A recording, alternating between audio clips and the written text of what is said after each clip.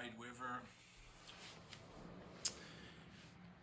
Hola, White River, la iglesia cristiana del Río Blanco, mis amigos. Espero que soy Nathan y espero que donde quiera que estén viendo esto se encuentren bien.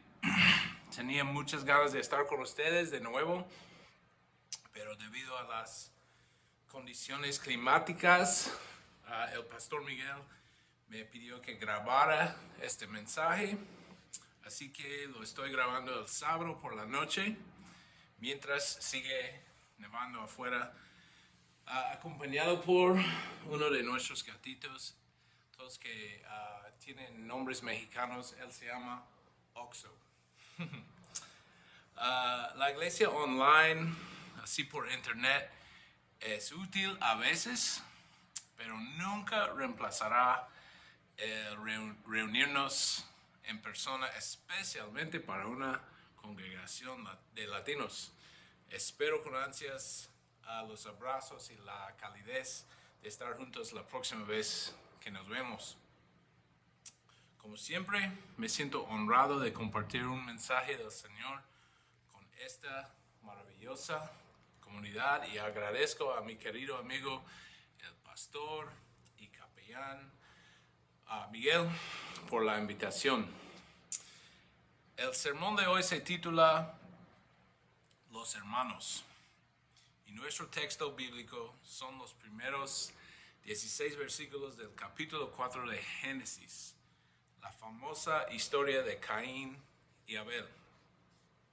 Antes de entrar en la historia bíblica, permítanme contarles que la relación entre dos hermanos también es una parte fundamental de mi propia historia personal. Sin duda, una de las relaciones más importantes que más ha forjado mi carácter, una de las relaciones más frustrantes, más divertidas, más prácticamente cualquier adjetivo que se les ocurra, ha sido mi relación con mi hermano. Se llama Britt y es menos de 2 años menor que yo. En ocasiones hemos sido los mejores amigos, en otras casi a punto de matarnos y todo lo demás. Nuestra relación ha tenido fases y capítulos, giros inesperados y cambios de rumbo. Hemos vivido aventuras juntos y también hemos desperdiciado y perdido muchas oportunidades para disfrutar de buenos momentos juntos. Hay cosas que los hermanos comparten que nadie más podrá entender jamás. Hay formas de comunicarnos que son únicas para nosotros. No hay nada comparable a la relación entre hermanos. Mi esposa Erin es hija única y tenemos 2 hijas que, al igual que mi hermano y yo, se llevan unos 2 años de diferencia. Cuando eran pequeñas y se peleaban y discutían, como suelen hacer los hermanos, Erin se asustaba mucho. Todo esto era nuevo para ella. Le horrorizaba que las hijas pudieran ser tan buenas amigas en un momento y al siguiente pareciera que quisieran destruirse mutuamente. Me preguntaba Erin, ¿es esto normal? Y yo me reía y le decía, sí lo es.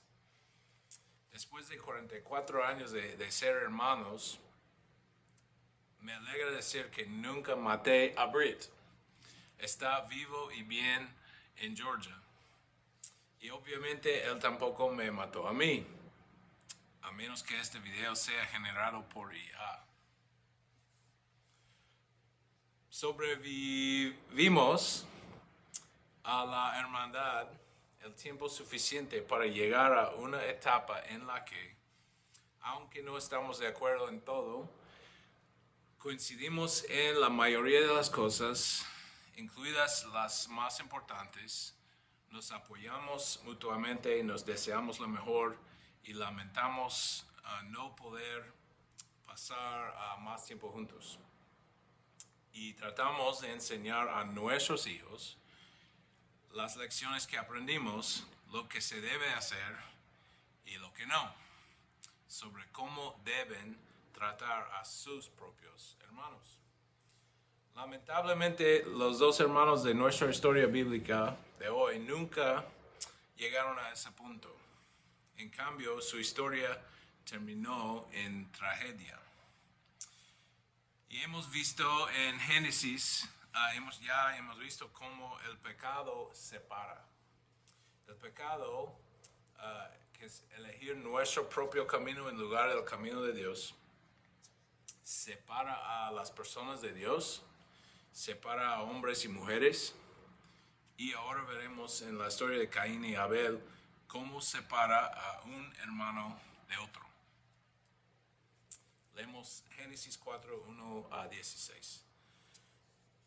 El hombre tuvo relaciones sexuales con Eva, Adán, siendo ese hombre, con Eva, su mujer, y ella quedó embarazada y dio a luz a Caín y dijo: con la ayuda del Señor he tenido un varón. Después dio a luz a Abel, hermano de Caín. Abel se dedicó a pastorear ovejas, mientras que Caín se dedicó a trabajar la tierra. Tiempo después, Caín presentó al Señor una ofrenda del fruto de la tierra. Abel también presentó al Señor lo mejor de su rebaño, es decir, los primogénitos con su grasa. Y el Señor miró con agrado a Abel y a su ofrenda, pero no miró así a Caín ni a su ofrenda. Por eso Caín se enfureció y andaba cabizbajo. Entonces el Señor le dijo: ¿por qué estás tan enojado? ¿Por qué andas cabizbajo? Si hicieras lo bueno, podrías andar con la frente en alto. Pero si haces lo malo, el pecado está a la puerta para dominarte. No obstante, tú puedes dominarlo. Caín habló con su hermano Abel, y cuando estaban en el campo, Caín atacó a su hermano y lo asesinó. El Señor preguntó a Caín: ¿dónde está tu hermano Abel? No lo sé, respondió. ¿Acaso soy yo el que debe cuidar a mi hermano? ¿Qué has hecho?, exclamó el Señor. Desde la tierra la sangre de tu hermano me reclama justicia. Por eso ahora quedarás bajo la maldición de la tierra, la cual ha abierto sus fauces para recibir la sangre de tu hermano que tú has derramado. Cuando cultives la tierra, no te dará sus frutos, y en el mundo serás un fugitivo errante. Este castigo es más de lo que puedo soportar, dijo Caín al Señor. Hoy me condenas al destierro y nunca más podré estar en tu presencia. Andaré por el mundo errante como un fugitivo, y cualquiera que me encuentre me matará. No, al contrario, respondió el Señor. El que mata a Caín será castigado 7 veces. Entonces el Señor puso una marca a Caín para que no lo matara cualquier que lo encontrara. Así Caín se alejó de la presencia del Señor y se fue a vivir a la región llamada Nod, al este de Edén. Esta es una historia trágica, o mejor dicho, es una parte trágica de nuestra historia. Esta es la historia de los seres humanos y del impacto del pecado en nuestras vidas y relaciones. El pecado separa y el pecado destruye. Entonces la pregunta es: ¿cuál fue el pecado de Caín? Eso es fácil, ¿verdad? Muchos de nosotros lo aprendimos de pequeños. Incluso muchas personas que no respetan a la Biblia, no creen en Dios, ni siguen a Jesús, lo saben. ¿No es así? Caín mató a su hermano. El pecado de Caín fue asesinar a Abel. Fácil. Siguiente pregunta, ¿no? Pero esperen un momento. Hay más en la historia, ¿verdad? En la vida de Caín, como en nuestras vidas, hubo otros pecados, algunos menores que iniciaron una cadena de acontecimientos. Un pecado llevó a otro y este a otro, hasta que de repente Caín se encontraba de pie sobre el cuerpo sin vida de su hermano, con la sangre de Abel empapando la tierra. Pero como dice el sabio refrán, nada sucede de repente. There is no such thing as all of a sudden. Así que veamos los pecados en plural de Caín antes e incluso después de matar a su hermano y veamos qué podemos aprender. El primer pecado de Caín no le ofreció lo mejor a Dios. Le ofreció a Dios parte del fruto de su cosecha, pero la clara implicación es que no era lo mejor. Parece que mientras Abel ofrecía sus primicias, lo mejor que tenía, primero y ante todo a Dios, Caín no lo hizo. Al parecer simplemente cumplía con el ritual, cumpliendo con las formalidades religiosas, pero sin dar lo mejor de sí.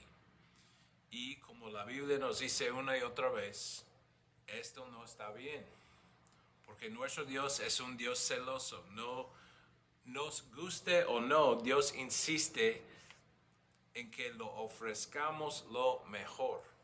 Dios no solo quiere ser parte de nuestras vidas, nuestras relaciones, nuestro tiempo, nuestro dinero, nuestra energía, nuestros planes. Quiere ser todo para nosotros. Abel eligió hacer esto, Caín no. El segundo pecado de Caín, dejó que la ira lo controlara. Cuando Dios rechazó la ofrenda de Caín, mientras que aceptó la de Abel, Caín naturalmente se sintió herido y se enfureció. No sé si han dado cuenta, pero vivimos en una época en la que muchas personas viven sus vidas llenas de muchísima ira, muy enojados todo el tiempo. ¿Es sentir la ira un pecado? No. ¿Existe la ira justa? Las escrituras nos dicen que odiemos lo que es malo. Yo no dije que el segundo pecado de Caín fue sentir ira. No podemos controlar las emociones que sentimos, pero sí podemos controlar cómo reaccionamos ante nuestras emociones. Podemos manifestar esa parte del fruto del Espíritu llamado autocontrol o autodisciplina y elegir qué hacemos con nuestra ira y nuestras otras emociones. En ese momento, Caín no logró controlar su ira, en cambio dejó que la ira lo controlara a él, lo que lo llevó al tercer pecado de Caín. Se expuso a cometer más pecados. Al menudo la mejor manera de evitar el pecado es evitar las situaciones en las que el pecado se vuelve fácil, sino casi inevitable. Por ejemplo, ¿te enfrentas la oportunidad de robar dinero de tu empresa? Mantén las finanzas claras y públicas. Busca rendición de cuentas y transparencia. ¿O te sientes enojado y asustado todo el tiempo? ¿Empiezas a pensar que todos los que no están de acuerdo contigo son idiotas? Pues deja de ver las noticias, de pasar horas en las redes sociales, doom scrolling. Sal a la naturaleza, pasa tiempo con amigos y ayuda a alguien que lo necesite. Otro ejemplo, eres un empresario casado que se siente tentado a ser infiel a su esposa con una compañera de trabajo atractiva.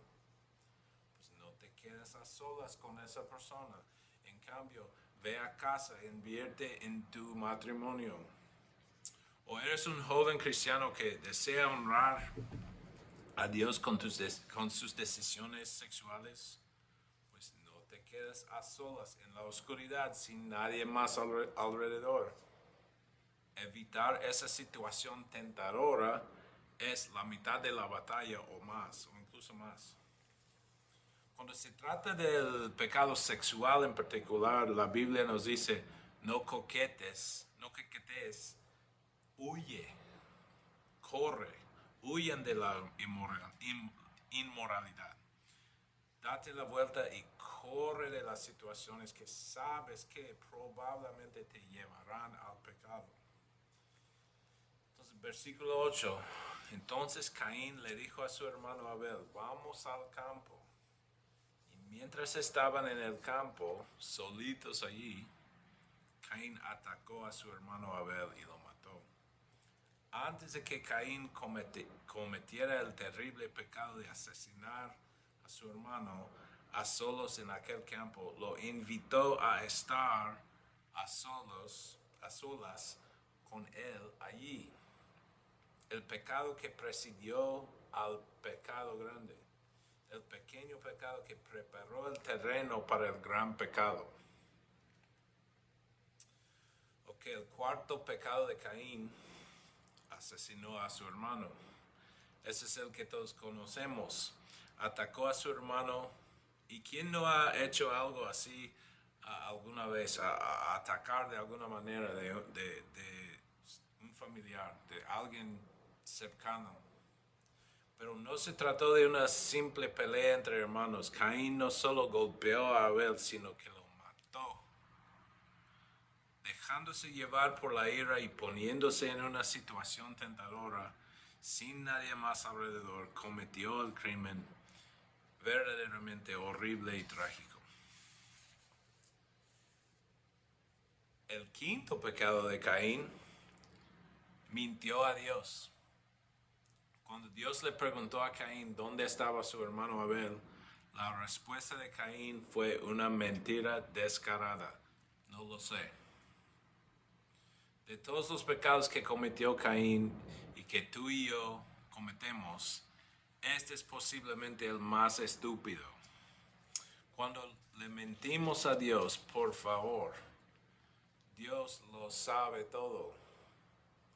Es increíblemente tonto mentirle a Dios y sin embargo seguimos haciéndolo. El sexto pecado de Caín se burló de Dios.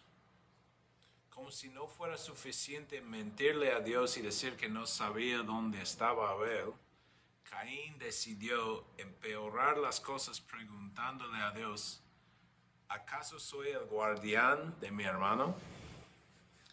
Al hacer esto, Caín se burló de Dios y se hundió aún más en el abismo del pecado.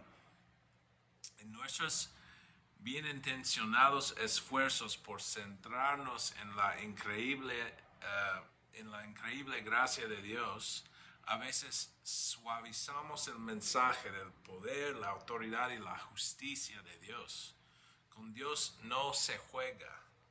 Eso es una insensatez y un juego peligroso. Entonces, esos son los pecados de Caín. Ha cometido actos horribles, se ha metido en un gran problema, ha pecado repetidamente y se da cuenta de que está condenado. Pero noten eso, Dios es misericordioso. En lugar de matar a Caín, Dios le informa de las consecuencias que vendrán, pero también lo marca y protege su vida. A pesar de su gran pecado, Dios dice, Él sigue siendo mío. Incluso aquí en Génesis 4 vemos las semillas del Evangelio. la inmensa gracia de Dios. Entonces, ahora que hemos analizado los pecados de Caín, ¿qué hacemos con esa información? ¿Qué podemos aprender y aplicar tú y yo de esta trágica historia y cómo podemos aplicarla a nuestras vidas hoy? Bueno, básicamente podemos y debemos elegir y ayudarnos mutuamente en comunidad a hacer exactamente lo contrario de lo que hizo Caín. Uno, podemos ofrecerle lo mejor de nosotros a Dios. No juguemos a la religión. No le demos a Dios las sobras de nuestro tiempo, talentos, recursos, energía, etc. En cambio, ¿qué pasaría si hiciéramos lo que dice Mateo? Buscad primero el reino de Dios y su justicia. Luego observáramos como todo lo demás, las cosas que necesitamos e incluso muchos de los deseos de nuestro corazón se añaden también a nuestras vidas. 2. Podemos elegir no dejar que nuestra ira o cualquier otra emoción nos controle. Hoy en día muchas personas permiten que sus sentimientos controlen sus vidas. Eso es muy destructivo. Necesitamos valorar los hechos por encima de los sentimientos. Y cuando los hechos no están claros o hay zonas grises o los sentimientos son complicados y en realidad en cualquier situación nuestra fe debe de ser lo primero. 3. Podemos evitar los pecados que nos predisponen a otros pecados. Llamémoslos pecados de entrada. Evitemos las situaciones que inevitablemente conducen al pecado. Y mejor aún, pongámonos en situaciones que inevitablemente nos lleven a más fe, esperanza y amor. En una palabra, iglesia, comunidad de Cristo. 4. No matarás. No asesines a nadie. Es uno de los 10 mandamientos originales, claro. Y la mayoría de ustedes probablemente se sienten bastante cómodos con este mandamiento, como diciendo, no me preocupa matar a nadie. Pero antes de que se confíen demasiado, recuerden que en el Sermón del Monte Jesús eleva el nivel de exigencia cuando dice que cualquiera que incluso llame a su prójimo necio, idiota, es culpable del asesinato en su corazón. Lucha contra esto casi. Yo lucho contra esto casi a diario, ya que veo tanta necedad en el mundo, pero me esfuerzo por limitar mis críticas a las acciones y los comportamientos. O sea, eso fue una necedad. Y no llegar a atacar el carácter de nadie, eres un necio así. Eso a veces parece algo insignificante, pero creo que en realidad es algo muy importante. Manténganse firmes en esta lucha.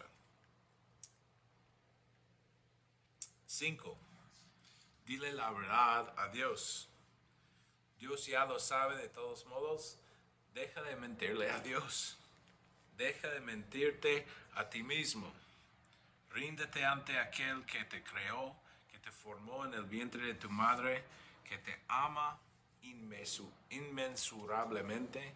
Deja de mentirle a Dios y verás cómo comienza a transformar tu vida. 6. Humíllate ante Dios. En lugar de burlarte de Dios, sométete a su autoridad. La pregunta de Caín, por cierto, ¿acaso soy el guardián de mi hermano? Tiene una respuesta muy clara y sencilla en el resto de las escrituras?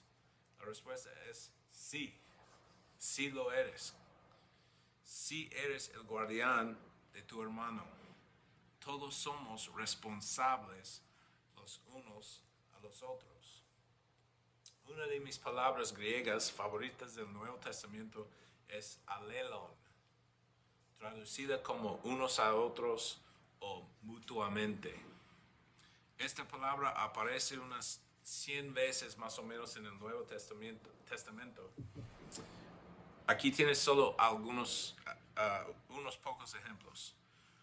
Juan 13:34, ámense unos a otros. Romanos 12:10, ámense con afecto fraternal, respétense mutuamente. Colosenses 3:16, enséñense y aconséjense unos a otros. Efesios 4:32, sean amables y compasivos unos a otros, perdonándose mutuamente. Romanos 12:16, vivan en armonía unos con otros. Hebreos 3:13, anímense unos a otros cada día. Romanos 15:7, acéptense unos a otros. Gálatas 6:2, lleven las cargas los unos de los otros. Efesios 5:21, sométanse unos a otros. Colosenses 3:13, sopórtense unos a otros. Hebreos 10:24, estimúlense unos a otros al amor y a las buenas obras. Santiago 5:15, confiésense sus pecados unos a otros y oren unos por otros. 1 Pedro 4:9, ofrézcanse hospitalidad unos a otros. Así que si nosotros, como hermanos y hermanas en Cristo, somos responsables unos de otros, y se nos anima y se nos ordena repetidamente que vivamos según estos principios de relación mutua. Y al elegir este estilo de vida, romperás los ciclos de pecado, revertirás la maldición y en lugar de transmitir patrones de pecado y separación, transmitirás patrones de virtud, reconciliación y restauración a las próximas generaciones de tu familia y tu comunidad. Y 7, lo más importante, incluso si no has logrado cumplir con los puntos 1 al 6, siempre puedes hacer este. Número 7, descansa en el conocimiento de la infinita misericordia y gracia de Dios. Ni siquiera Caín estuvo fuera del alcance de la misericordia y la gracia de Dios, y por lo tanto tampoco yo ni tú.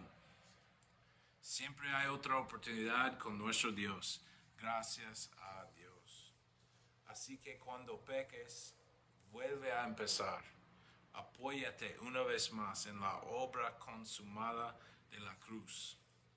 Arrepiéntete individualmente, confiesa a alguien de esa comunidad de confianza, a tu pastor, a alguien maduro en la fe, y comienza de nuevo en el nombre de Jesús.